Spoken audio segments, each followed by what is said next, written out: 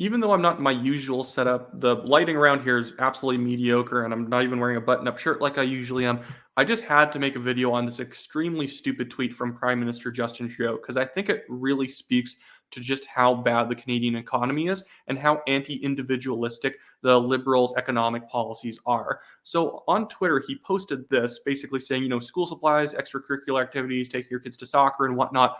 All that costs a lot, but don't worry your little head. The Liberal government is so generous. It's giving you some of the money that you paid in taxes back to you so you can afford all this stuff. Obviously, Justin Trudeau or any Liberal cabinet minister or whatever actually acknowledge they're giving taxpayers back their own money because they believe all the money in Canada is somehow the government's. So they'll never say that. But what I think that Justin Trudeau is articulating and what he's articulated over time, not in terms of his words or his intention to articulate this, but what the Liberals' policy is demonstrating is how much of a scam economy that Canada's economy has become. That Canada's economy is not actually based on individual action. It's based on whether or not the government will let you succeed. And these child benefits, all these different, like ways of the government giving you your own money back and pretending they're helping you, it was part of the scam economy. And I'm going to go over a few reasons why I'm sort of putting this label of scam economy on what is currently happening in Canada. So for one thing, we just know as Canadians that taxes have gone like just absolutely through the roof in terms of all these new carbon taxes, individual taxes going up, corporate taxes, different small business taxes. It's gotten really bad in Canada, where more than 50% of the money that you're earning, if you're earning a decent salary every year, is going to the government. It has turned Canada into a country where unless the government is giving you back benefits, they're giving you different breaks because you're doing something for the government or because you qualify for certain programs, you're not going to succeed. Unlike a lot of American states, it's like really doesn't matter how good your business is in certain Canadian provinces. Because of all the provincial and federal taxes combined, you could go out of business despite your business being based on a great idea and being run efficiently. It's just that the government is eating away at your profit margin so much it doesn't make it worth it to actually run a business. So that's one reason that I think we've sort of entered the scam economy.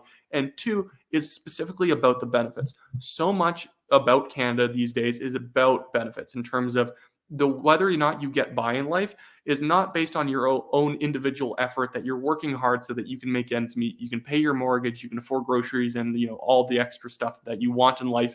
It's what you don't afford all that based on your own efforts. You afford that based on whether or not Chrystia Freeland is going to come up with another giveaway program to give you back the taxes that you've paid. That's basically what the carbon tax is. It has nothing to do with the climate. It's about redistributing wealth from one group of people to another.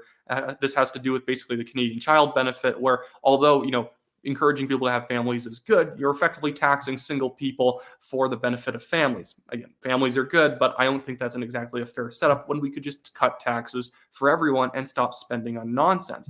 But a lot of what the Justin Trudeau's economy is based on has become, are you getting the grocery benefit? Are you getting this? If you don't qualify, you're not going to make it. And we've become a society that heavily relies, or at least a large portion of the population heavily relies on the government to succeed, whether it's through receiving benefits or it's through being able to avoid taxing regulations that make it difficult to run your business. This is effectively the entire housing crisis right now, is that developers can only build buildings if the government lets them. And the government's pretending like the solution is the government getting more heavily involved and more heavily regulating the housing development market and taxing the companies more to be able to build public housing and all this other sort of stuff that the economy just cannot afford right now.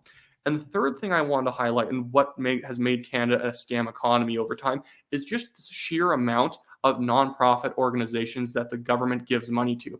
So much of the Canadian economy these days is not even exaggerating. It's a fake economy. It's whether or not you're getting $1 million a year for a nonprofit that does nothing is what is determining if you get by for a lot of people. Not like the majority of people, and it's a small minority, but it's a pretty significant sliver of the economy is just people who run nonprofit organizations and other charities that get government funding, who could never actually justify why they need money from taxpayers, because nobody would ever donate to these organizations if it wasn't being supported by the government, because they don't do anything really that's needed. It's not substantial. You get a lot of this DEI types of diversity training type like charities and nonprofit organizations that are government supported, different humanitarian organizations that the government really doesn't have any business supporting because, by choosing them, they're not choosing another charity, and the government really doesn't need to be in this business.